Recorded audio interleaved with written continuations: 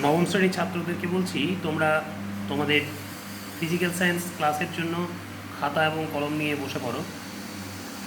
দেখো, আজকে আমরা পড়ব পদার্থের গঠন ও ধর্ম চ্যাপ্টারটি আর্কিমিডিসের নীতি সম্পর্কে। আর্কিমিডিসের নীতি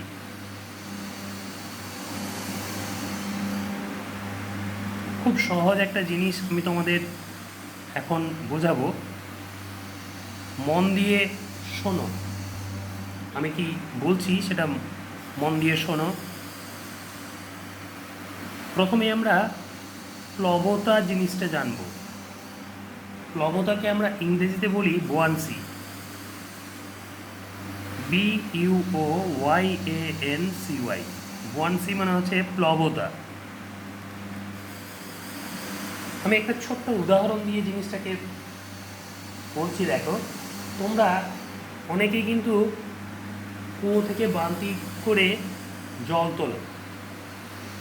যখন কুয়ো থেকে বালতিতে করে জল তোলো, তখন বালতিটা যতক্ষণ জলের ভেতরে থাকে ততক্ষণ বালতি ভর্তি জলটা তোমার কাছে হালকা বলে মনে হয়, তাই তো? যখন জলের উপরে ওঠে বালতিটা, তখন ওই জল ভর্তি বালতিটাকে ভারী লাগে। এটা তোমাদের বাস্তব অভিজ্ঞতা। আবার যদি তোমরা একটা খালি প্লাস্টিকের বোতল নাও, দিয়ে যদি খালি প্লাস্টিকের বোতলের মুখটাকে ভালোভাবে আটকে দাও,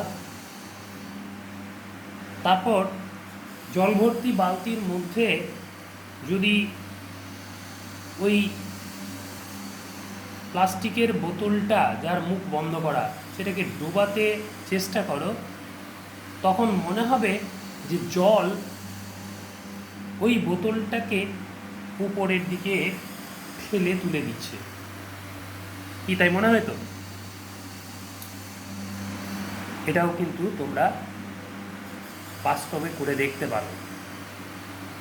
এই যে ঘটনা দুটির কথা আমি বললাম, এখান থেকে বোঝা যাচ্ছে যে কোনো বস্তুকে কোনো তরলের মধ্যে ডোবালে তরলের মধ্যে বস্তুটার ওজনের আপাত হ্রাস ঘটে, আর এই জন্যেই কিন্তু বস্তুটাকে হালকা মনে হয়। তাহলে আমরা প্লবতা জিনিসটাকে যদি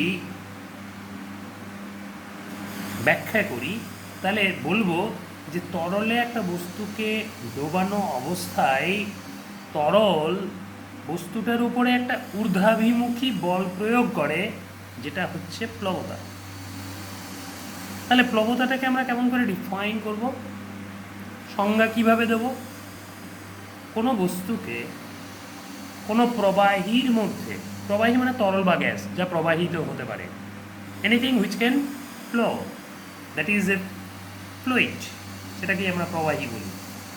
তাহলে কোনো বস্তুকে কোনো প্রবাহীর মধ্যে আংশিক বা সম্পূর্ণরূপে নিমজ্জিত করলে ওই প্রবাহী বস্তুটির উপর যে ঊর্ধ্বমুখী বল প্রয়োগ করে তাকেই প্লবতা বলে।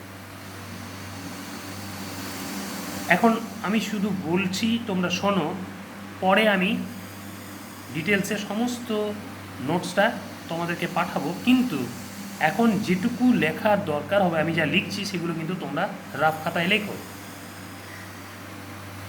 এই যে প্লবতা, এই প্লবতার মান বস্তুটির দ্বারা অপসারিত প্রবাহীর ওজনের সমান হয়।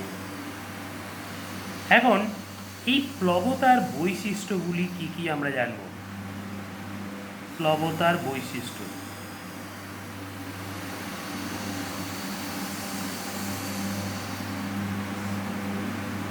প্রথমত বলি যে বস্তুর উপর প্রবাহীর প্লবতা যে যে বিষয়গুলোর উপরে নির্ভর করে, সেই বিষয়গুলি হচ্ছে বস্তুর নিমজ্জিত অংশের আয়তন, বস্তুর নিমজ্জিত অংশের আয়তন, নাম্বার 2, তরলের ঘনত্ব।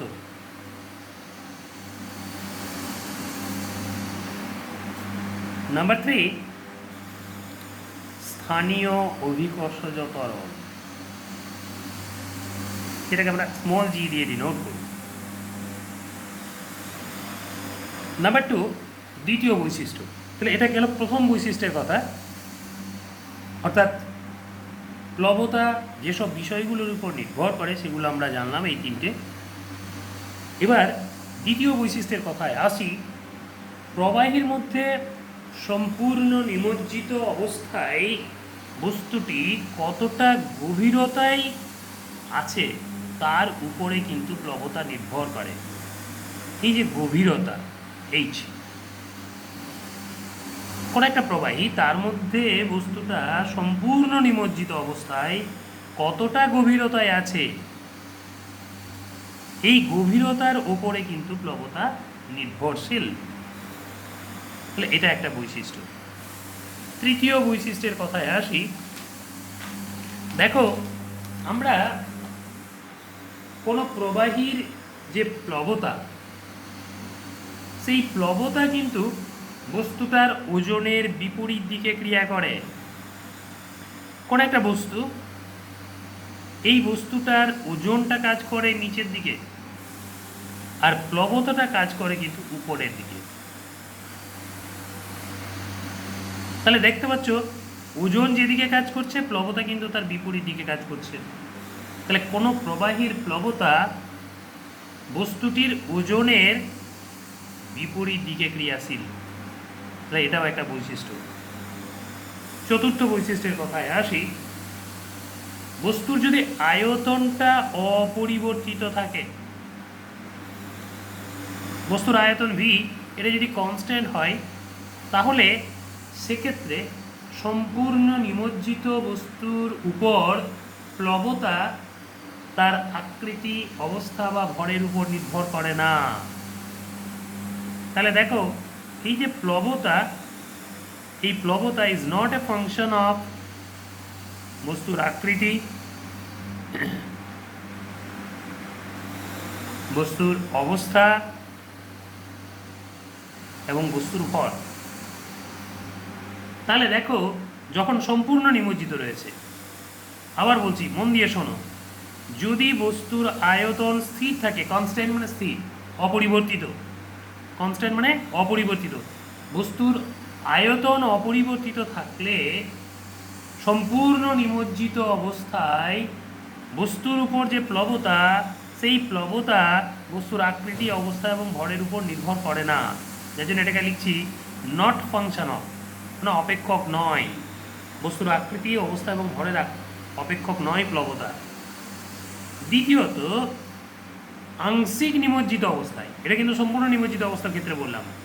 এবার আমি যদি আংশিক নিমজ্জিত অবস্থার কথা বিবেচনা করি, আংশিক নিমজ্জিত অবস্থায় বস্তুর যে প্লবতা, এই প্লবতা বস্তুর ভরের উপর নির্ভর করে। This is a function of বস্তুর ভর,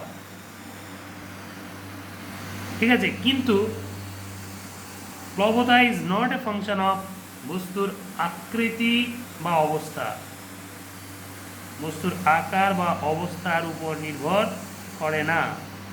তার মানে দেখো, আংশিক নিমজ্জিত অবস্থার ক্ষেত্রে প্লবতা বস্তুর ভরের উপরে নির্ভর করে, কিন্তু বস্তুর আকার বা অবস্থার উপর নির্ভর করে না। নট ফাংশন মানে অপেক্ষক নয়, নির্ভর করে না। ঠিক আছে, বোঝানোর জন্য আমি তোমাদের বললাম এভাবে। এবার আমরা চলে আসি আর্কিমিডিসের নীতির কথায়।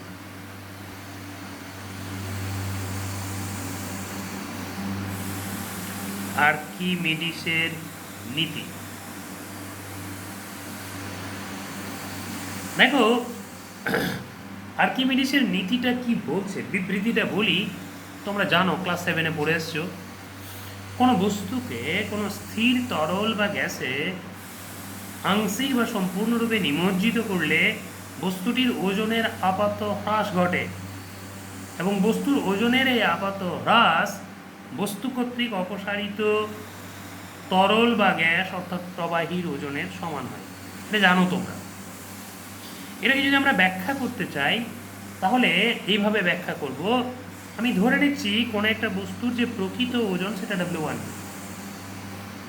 এবং বস্তুটি দ্বারা অপসারিত যে প্রবাহীর ওজন সেটা W2।